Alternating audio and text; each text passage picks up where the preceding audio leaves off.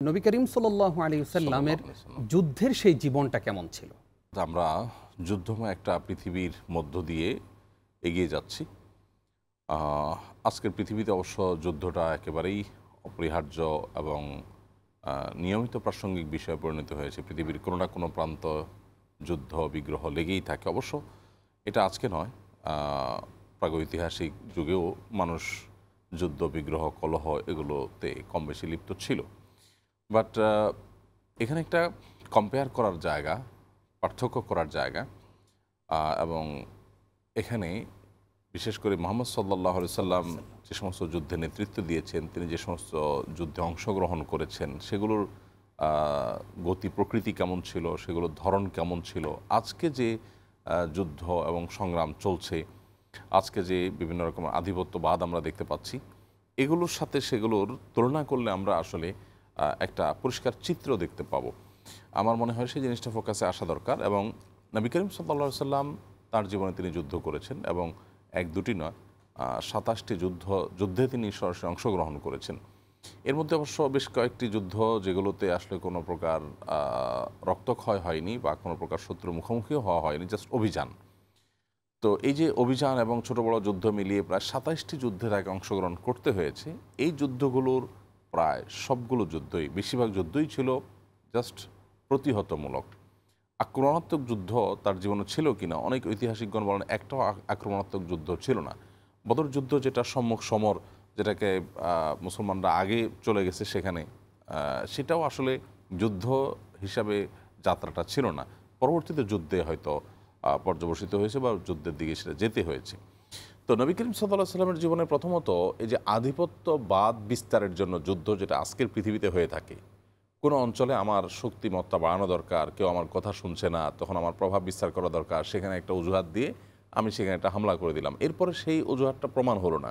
আমরা দেখেছি এর আগে পৃথিবীর বিভিন্ন দেশে বিভিন্ন সাম্রাজ্যবাদীদের হামলা, সেখানে হামলা করা হলো, মরণাস্ত্র, বিধ্বংসী গণবিধ্বংসী অস্ত্র আছে সেই অজুহাতে, পরবর্তী সে অস্ত্র পাওয়া গেল না, কিন্তু এর জন্য কোনো প্রায়শ্চিত্ত নাই, কোনো দুঃখবোধ নাই। এর মধ্যে কিন্তু একটা দেশ পুরা মেসাকার করে শেষ করে ফেলা হয়েছে। তো নবী করিম সাল্লাল্লাহু আলাইহি ওয়াসাল্লামের যুদ্ধের সাথে আজকের যুদ্ধের একটা মৌলিক পার্থক্য হলো যে তাঁর সে যুদ্ধগুলো এই সাম্রাজ্যবাদ বিস্তারের যুদ্ধ ছিল না, আপনার মোড়লবাদিতা, কর্তৃত্ববাদিতা এগুলো প্রতিষ্ঠা করার জন্য যুদ্ধ ছিল না। এক, দ্বিতীয়ত হলো মুহাম্মদ সাল্লাল্লাহু আলাইহি সাল্লামের সেই যুদ্ধগুলোকে আজকের পৃথিবীতেও অনেকে বেশ আপনার অমানবিক মনে হিসাবে এটাকে তুলে ধরার চেষ্টা করেন। ব্যাপারটা এমন যে মুহাম্মদ সাল্লাল্লাহু আলাইহি সাল্লাম এত যুদ্ধ বিগ্রহ করেছেন, অনেকে তো বলেই ফেলেন যে নাউজুবিল্লাহ তিনি একজন যোদ্ধা, মানে এটাই তার মূল পরিচয়, তিনি যুদ্ধ বিগ্রহ পছন্দ করতেন, যুদ্ধ বিগ্রহ প্রিয় মানুষ, এমন একটা চিত্র তার ব্যাপারে অঙ্কন করার চেষ্টা করা হয়। অথচ বাস্তবতা হলো যেই মক্কা মদিনার মানুষ বা যেই আরব জাহিলি যুগের মানুষ কথায় কথা যুদ্ধ যারা করত, তাদেরকে তিনি বরং এমন একটা মানে ফিল্ডে এনে রেখে গেছেন যে তাদের যুদ্ধ করার প্রয়োজনীয়তাই থাকে নাই, সেটা অনেকটা ফুরিয়ে গেছে, সেই জায়গায় তিনি তাদেরকে রেখে গেছেন। তার যে যুদ্ধবিগ্রহ ছিল, সেই যুদ্ধবিগ্রহের ভিতরে মানবিক দিকগুলোকে কতটা তিনি খেয়াল রাখতেন আমরা যদি দেখি, নবী সাল্লাল্লাহু আলাইহি সাল্লাম পরিষ্কারভাবে নিষেধ করেছেন, নাহান নবী সাল্লাল্লাহু আলাইহি ওয়াসাল্লাম আনিল মুসলাহ, বিভিন্ন হাদিসের কিতাবে এটি বর্ণিত হয়েছে, সহিহ মুসলিমে, বুখারীতে।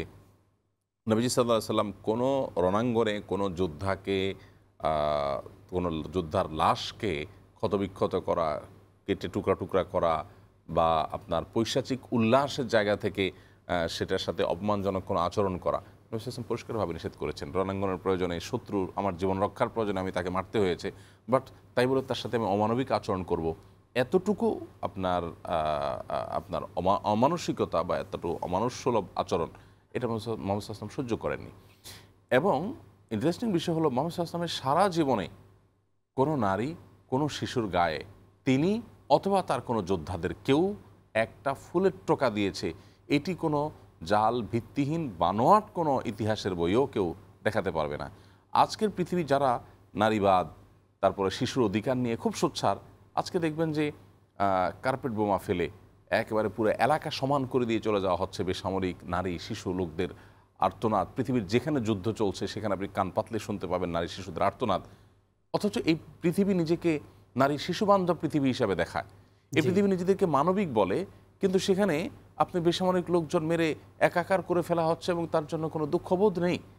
নিজেদের গায়ে যখন আঘাত হয় তখন তারা সেটা নিয়ে প্রশ্ন তোলে, কিন্তু নিজেরা যখন আঘাত করে তখন তাদের আর কোনো প্রশ্ন করতে দেখা যায় না। মুহাম্মদ সাল্লাল্লাহু আলাইহি সাল্লাম বলেছেন, ইন্নাল্লাহা কাতাবাল ইহসানা আলা কুল্লি শাই ফাইদা কাতালতুম ফাহসিনুল কিতলা ওয়াইদা যাবাহতুম ফাহসিনুজ জিবহা। আল্লাহ তাআলা প্রত্যেকটা বস্তুর প্রতি ইহসান করা তোমার জন্য আবশ্যক করে দিয়েছেন। তোমরা যদি রণাঙ্গনে কাউকে শত্রু হিসাবে তা কাউকে হত্যা করতে হয়, বিচারিকভাবে কারোর হত্যা করতে হয়, সেখানে তোমরা ইহসান করবে, অনুগ্রহ করবে, অর্থাৎ অমানবিক আচরণ করবে না। এখন আজকে আমরা কি দেখতে পাচ্ছি? আজকে হলো যে যেখানে যেভাবে পারছে সেভাবে অমানবিক আচরণ করছে। আমরা আজকে পরিবেশবাদের কথা বলছি, পরিবেশ রক্ষার কথা বলছি, আজকের পৃথিবীকে আমরা সভ্য বলছি, মানবিক বলছি। এই তথাকথিত মানবিক পৃথিবীতে এক একটা যুদ্ধে কত মানুষ মারা যায়। নবী সাল্লাল্লাহু আলাইহি ওয়াসাল্লামের জীবনের ২৭টি যুদ্ধে সাকুল্যে ৪০০ মানুষ মারা গেছে।